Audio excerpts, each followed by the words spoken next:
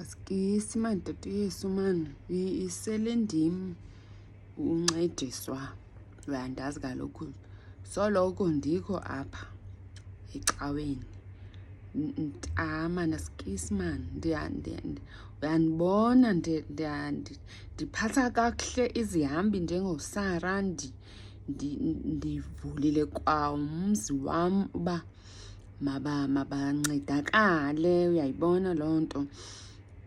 Ngoku tata Yesu ndiyacenga man uba at least ndiphe ingqondo ezabahlwaps uyayibona, because these people bakho uyabazi ke wena banothatha i-advantage xa bebona uba unice man.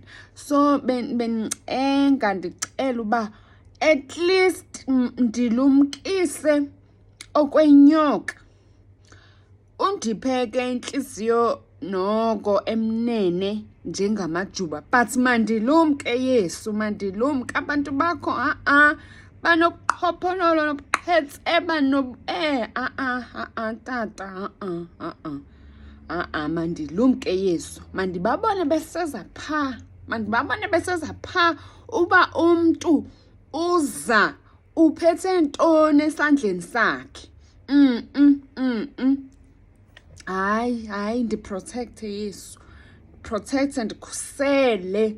Yo hayi tata, yo hayi yo people yiba nathi ke zinintsi izinto esiziplanayo apha ekuhlaleni man. Vula man, uthe wena uzawuvula amasango akho asezulwini usiblese uba ngaba siyapha. Ndimphile utamaki the other day, ndamupha i-R10 kaloku yona nto bendinayo.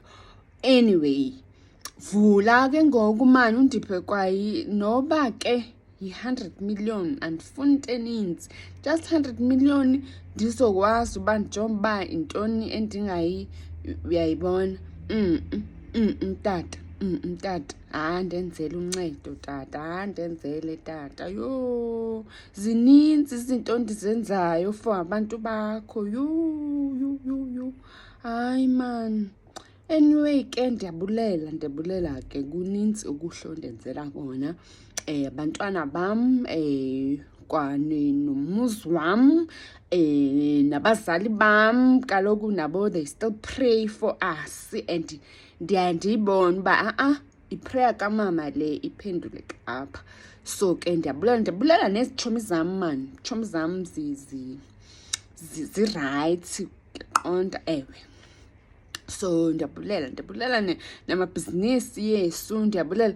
Just ndifuna more uba ngaba ke ndiyakwazi wena uthi uhlwaps, uyayiqonda xa ndithethayo. Hayi okwangoku tata akho nto uzuthi hayi apho kutata akho man nabo Abraham, umxelela Abraham bana siyabulela ngamagrebhisi asesifubeni sakhe uyayibona. Ewe hayi kulungile